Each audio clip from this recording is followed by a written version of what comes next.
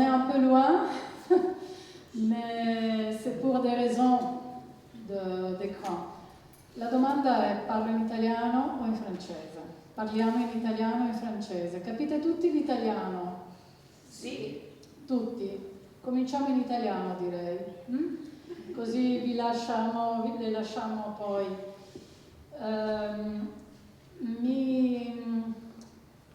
Benvenuti intanto, benvenuti ai poveri residui superstiti durante le vacanze di questo periodo per questa esperienza di arte contemporanea qui all'Istituto Italiano di Cultura. Un'esperienza che è un po' una prima per noi, ma è legata anche a un contesto molto particolare che è, mettiamo, l'inaugurazione sabato scorso della Biennale d'Arte a Venezia e la possibilità, l'opportunità che ci è arrivata dal Ministero degli Affari Esteri di presentare una tappa di un museo diffuso che si chiama Cantica 21, un progetto particolare organizzato dal Ministero degli Affari Esteri e della Cooperazione Italiana in collaborazione con il Ministero della Cultura italiano che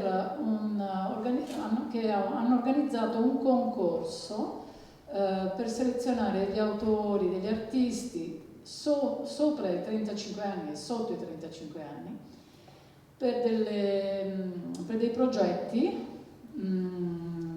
da presentare negli istituti italiani di cultura all'estero, di opere e di performance, appunto, ospitate da un museo d'arte contemporanea italiano.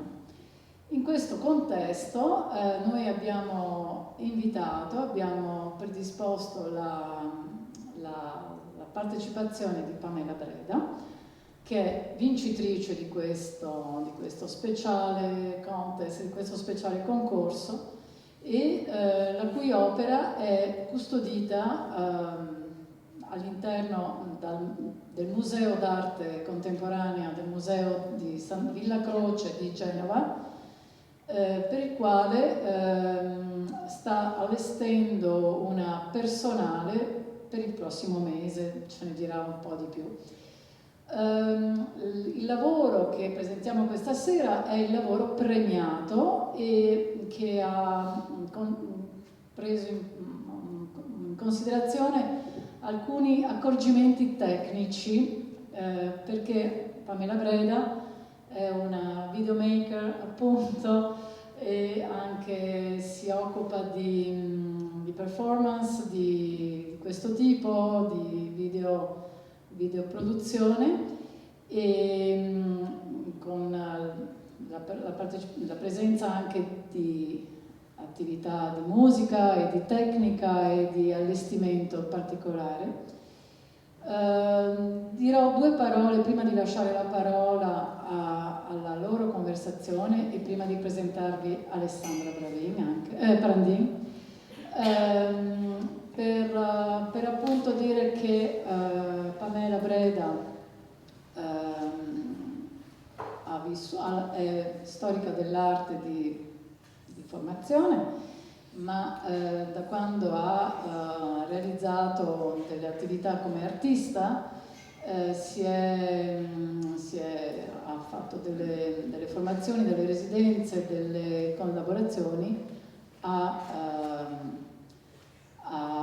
un po' dappertutto nel mondo, un po' diciamo a Londra, negli Stati Uniti, e attualmente è a Vienna, il suo lavoro, la sua residenza è a Vienna e ce ne parlerà un po' di più. Peut-être je continue en français, je ne sais pas si les personnes qui sont arrivées ne comprennent pas l'italien. C'est le cas? Vous comprenez l'italien? Je peux parler avec l'italien ou... Alors je continue en français, c'est pas un problème. On avait commencé en italien parce qu'on avait réalisé que le public était plutôt italophone. Alors, je vous présente aussi Alessandra Prandin, qui est la directrice du Centre d'art plastique du CAP de Saint-Fond. Elle est ici à Lyon depuis 2 ans. Elle réalise des expositions, des manifestations, des performances presque tous les 2 mois à Saint-Fond, dans un atelier et aussi un espace d'exposition et de recherche, de travail, où il est possible aussi de voir des ateliers, des masterclass. Alors, on a choisi Alessandra Prandin pour cet entretien, pour comprendre un peu plus du travail de Pamela Breda. Pamela Breda parle français, mais elle les comprend mieux et elle préfère peut-être parler italien. On a cet entretien pendant 15-20 minutes avant de voir la performance vidéo. Cette performance a une voix off qui parle anglais. Et nous avons aussi préparé, si vous en avez besoin, le texte de la voix off en anglais, des vidéos. À la fin de cela, il sera possible de parler directement avec Pamela lors du cocktail qui aura lieu à la fin. Et je laisse la parole maintenant à Alessandra Prandin et je me tais et je ferai un peu de traduction si c'est le cas. Merci. Est-ce que c'est allumé? Oui, super. Bonsoir tout le monde. Merci Anne, merci à l'Institut italien pour cette invitation. Effectivement, on est ici, on va discuter avec Pamela qui va nous présenter son travail. On va essayer de vous donner quelques clés de lecture avant la projection. Alors, on a 3 vidéos d'une durée moyenne de 18 minutes. Je me corrige si j'ai dit de bêtises, c'est ça? Et voilà, et ce sont, les titres de ce travail, c'est The Unexpected, et ça fait partie de ces travaux que l'artiste a développés dans les derniers mois, l'année dernière déjà, dans le cadre de nos recherches et dans le cadre aussi de Cantica 21 dont Anna vous a parlé. Oui, Cantica 21 qui avait été c'était une initiative du ministère des Affaires étrangères et de la coopération internationale et du ministère de la Culture à l'occasion de 700 d'anniversaire, de 700 ans de la mort de Dante. Et donc voilà, c'était la raison pour laquelle de cette initiative. Pour revenir sur l'artiste, sa formation, sa manière de travailler, effectivement, Pamela Breda est vraiment l'artiste chercheur et globetrotter, j'ai envie de dire, parce que depuis ses études à Venise, à l'université Ca' Foscari et puis à UAV, elle est partie, grâce à des résidences de recherche et de création, elle a vraiment voyagé partout en Europe et aux États-Unis. Et c'est au sein de ces résidences qu'elle a pu développer des thématiques qu'on retrouve au fil de ces vidéos, de ces projets. Je dirais que l'image, les imaginaires et les récits qui en découlent sont vraiment au cœur de la recherche de l'artiste. C'est ce qui anime son travail. C'est les potentiels de narration, les potentiels des récits qui découlent, qui peuvent être dégagés d'une image, d'imaginaire, plutôt de trope, comme on le définit, auquel l'artiste s'attache et qu'elle développe au sein de son travail vidéo. Bien évidemment, là j'ai fait une introduction, mais c'est correct. Ton français, c'est mieux que le mien.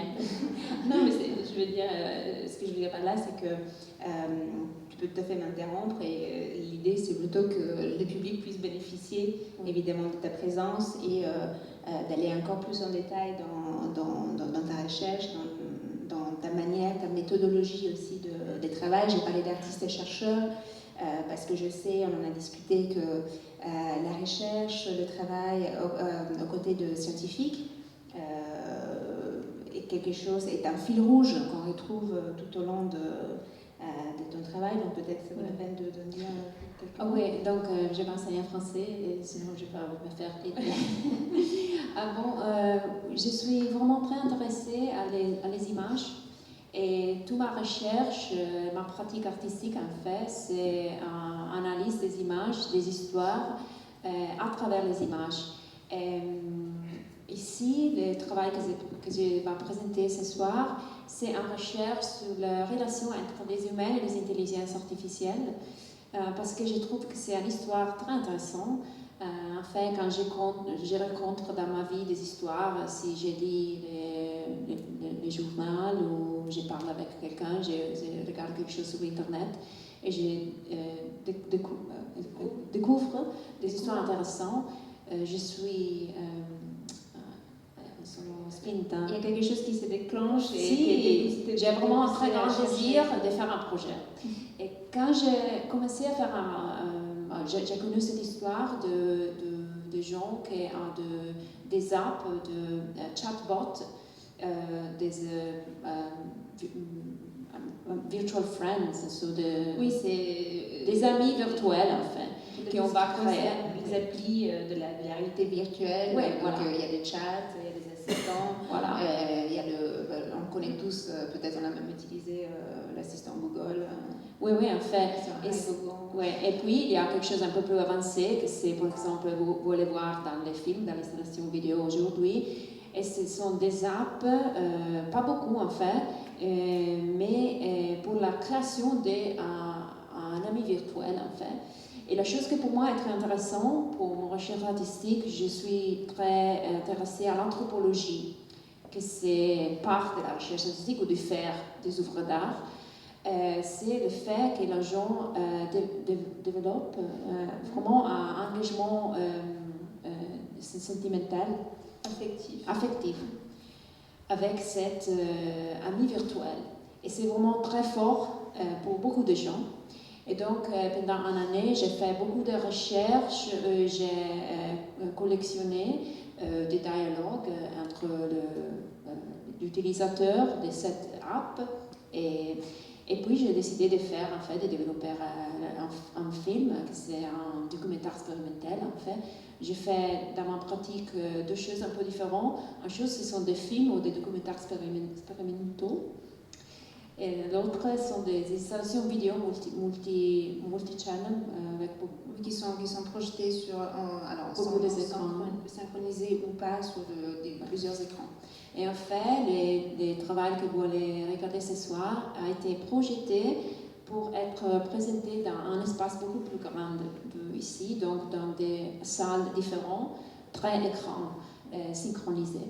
Oui, les protocoles de l'œuvre en fait voudraient qu'ils soient présentés, que les 3 vidéos soient présentées dans des espaces séparés. Ce n'était pas possible ici, donc la